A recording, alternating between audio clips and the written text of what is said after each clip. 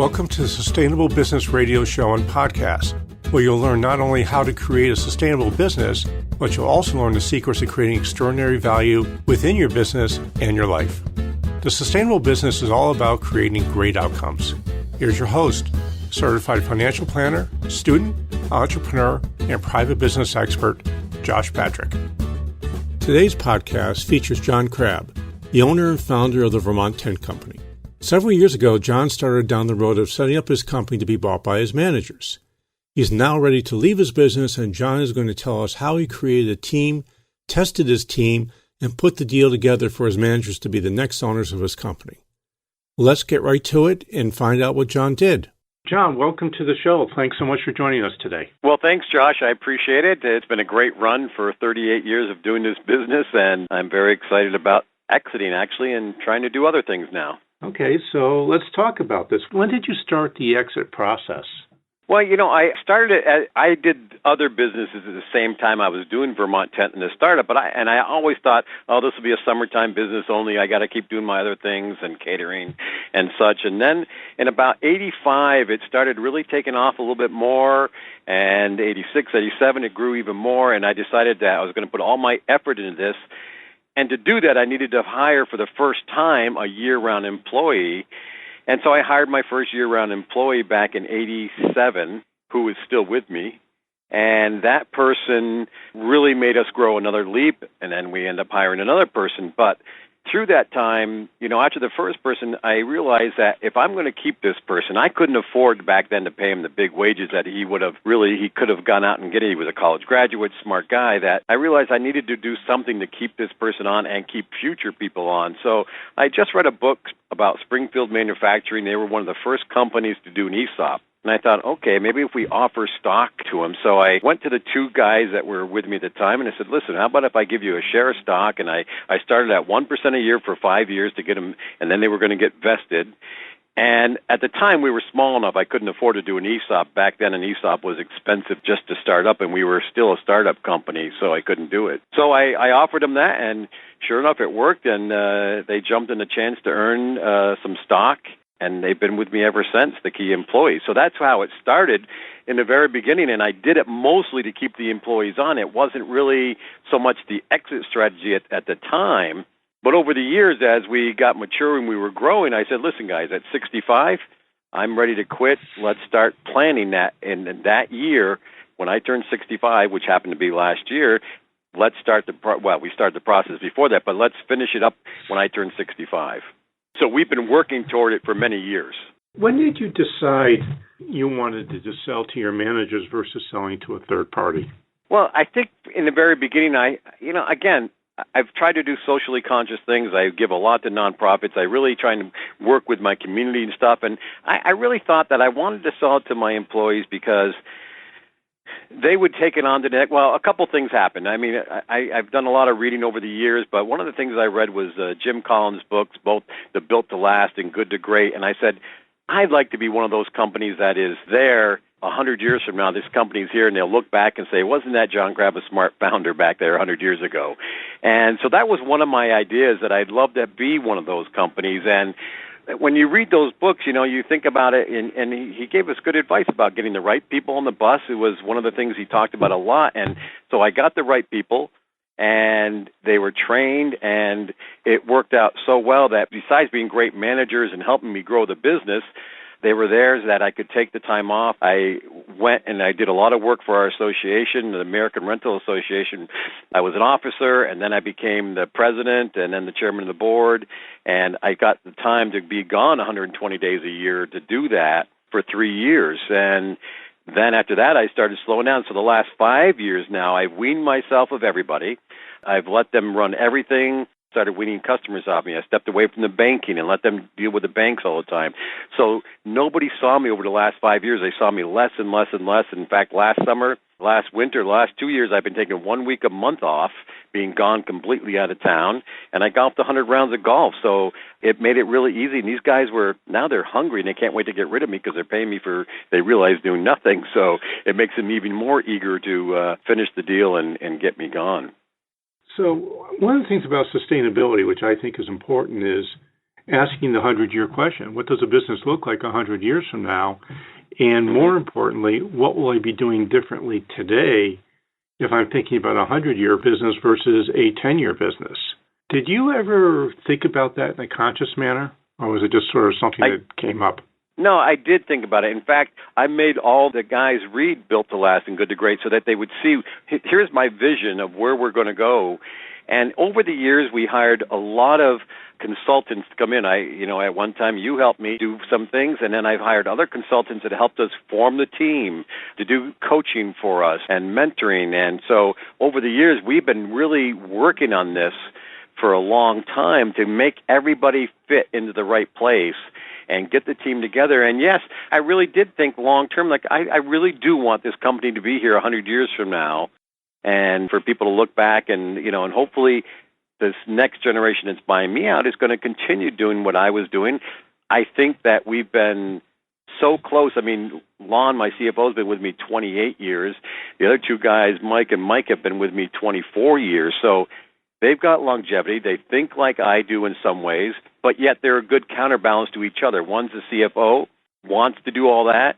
One's operations and loves to just run the operation, doesn't like to be the public guy.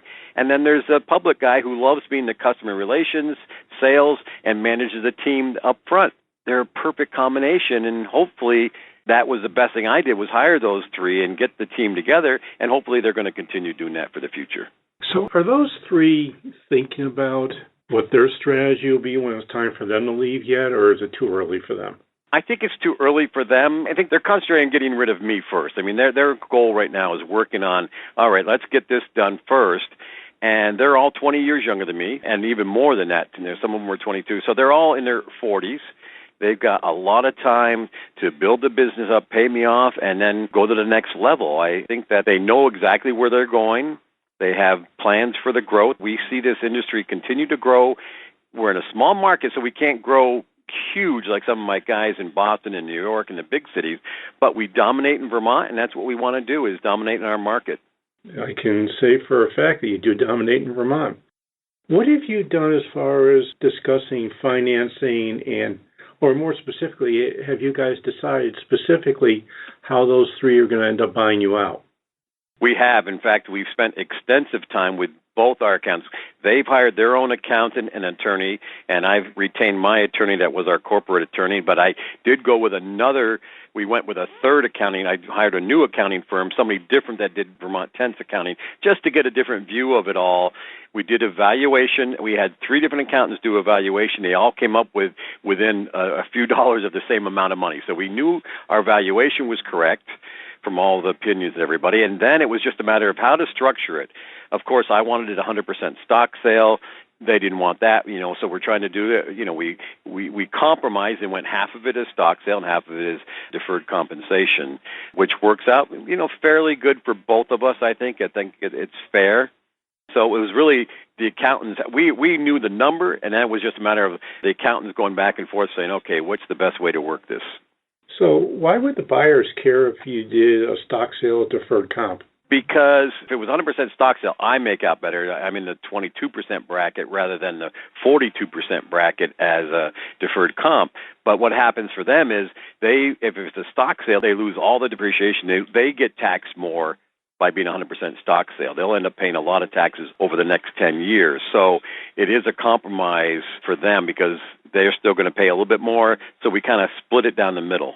But being deferred comp doesn't kill me as bad as it seems because they'll keep me on in a management position and I'll get deferred comp and I'll put the max in my 401 for the next 10 years or 5 years. And then at 70, I start drawing that out. So I can defer some of it for a time anyway.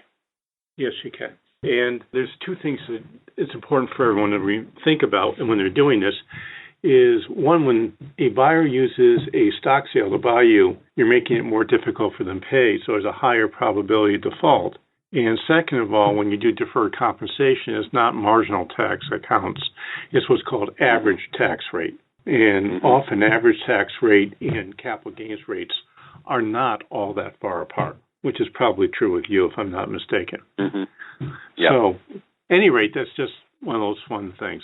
So I'm assuming that you're going to be playing bank for your buyers. Is that true, or are they going to be able to go to the bank for a loan? They could go to the bank for some of it, but they're fortunate. I'm leaving them in a position where we have very little debt in the company, and they don't want to borrow more, and I said I would finance it over the time because of the deferred comp I'm going to get. I'd rather take that over a longer time. So, yes, I was going to take it over time. I still will retain ownership of the building and be the landlord, and they'll pay me rent, and we've got a 10-year lease in place with an option to buy at the end of 10 years. Now, I'll let them buy the building. I'm 75. If I finance for 20 years, then I'm good till I'm 95. So I'm planning the long-range life here, too. So what you've done is you basically layered what you need for living money for the next 30 years. Yes. That's a pretty cool thing to do. We've kind of sat down, and my wife has a great job, too, that she'll keep for at least 5 years. And then when I turn 70, then I'll start collecting Social Security. I'll have to take out money from my 401 at 70 and a half and all those things.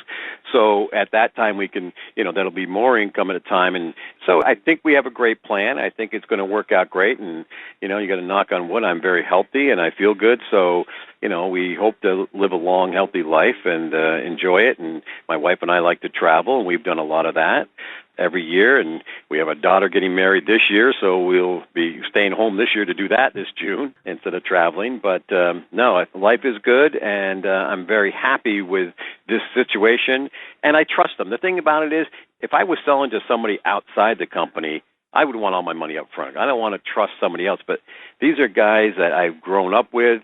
They've been with me since they got out of college. They're smart guys. I know that they know how to do it. They've been doing it. We had our best year ever in 2014, and I was completely out and didn't do anything. They did budgets. They did everything, and I stepped away completely, and they just managed it to the best year ever. Not just top-line best year ever, but bottom line by double our best year ever because they were efficient and managed it really, really well.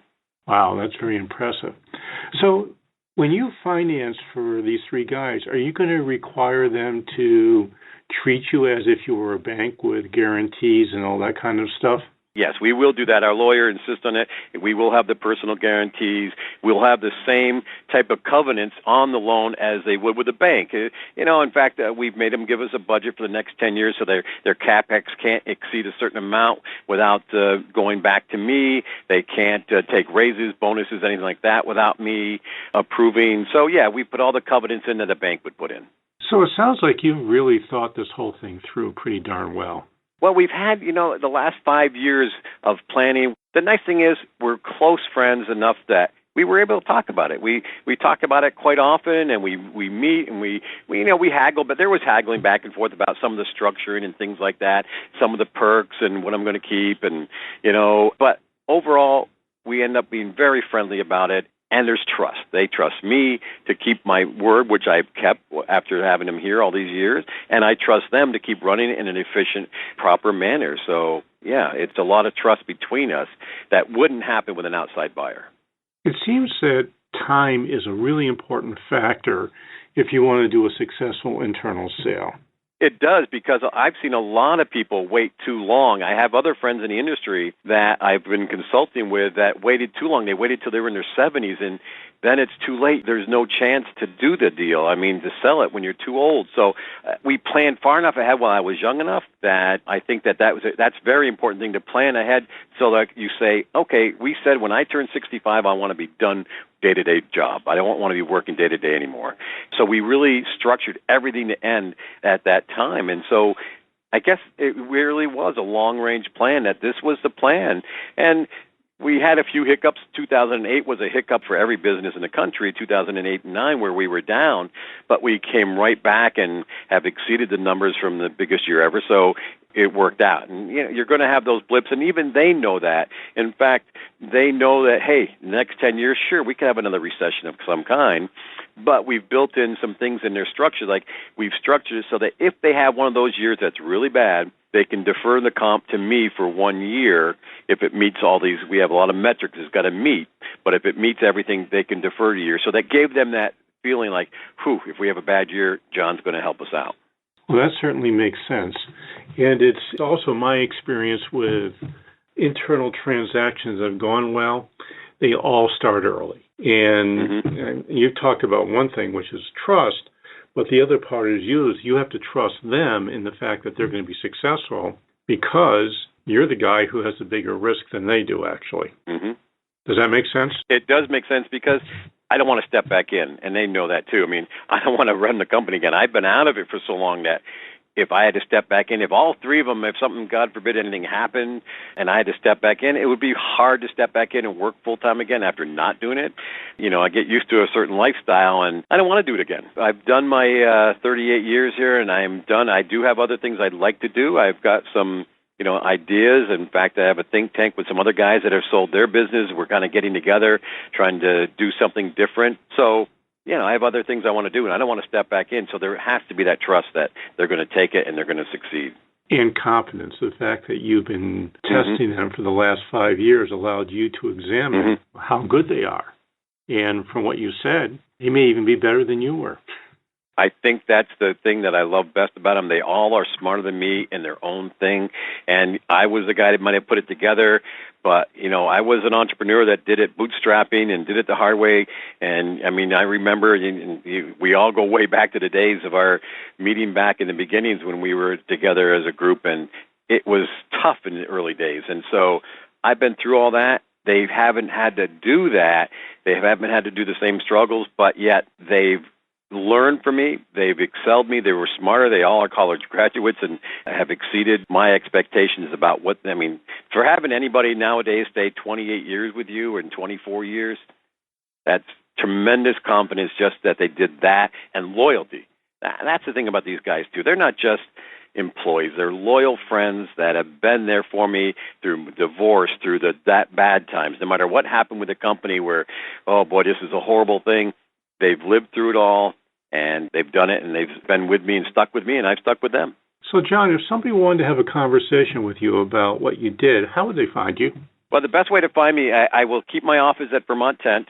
I'm going to help them, and most of my help now will be business development. We have a couple areas they want to expand in. I'm going to help them with that because one of the things that I bring is a lot of connections. And so with that, I'd like to help them with the growth. I'll have time to go out and help them with some business development ideas and grow the business. We're looking also to add another division to the business. I had a commercial laundry in the past, and now we sub out our linen to somebody else to do, but we're thinking about bringing it back in-house and building another laundry. So, we're doing all those we have some other things we're doing. So that's what's going on right now. Cool. John, thanks so much for your time. This was enormously helpful, and I'm sure lots of business owners who will listen to this will say, this is something I need to be considering, and I appreciate your time. Yeah, and again, people feel free to call me. I've just helped a friend in Boston. I introduced him to people, and he's just sold his business, the same thing. And so I'm going to do some more consulting like that with I'm helping some other guys do it. So I am doing some consulting and be happy to consult with other people that are interested in selling their business. And what's your phone number, John? Area code 802-864-1015. Thanks so much. I appreciate your time today. We'll talk soon. All right. Hey, thanks, Josh. Good to talk to you. Bye. Okay. Bye-bye. You've been listening to the Sustainable Business Podcast, where we talk about what you need to do with your business if it was to be here 100 years from now. If you like what you heard and want more information, please contact me at 802-846-1264 extension 2, or visit us on our website at www.stage2solution.com, and that 2 is the number 2, or you can send me an email at jpatrick@stage2solution.com. This is Josh Patrick, and thanks for listening. I hope to see you soon for another edition of The Sustainable Business.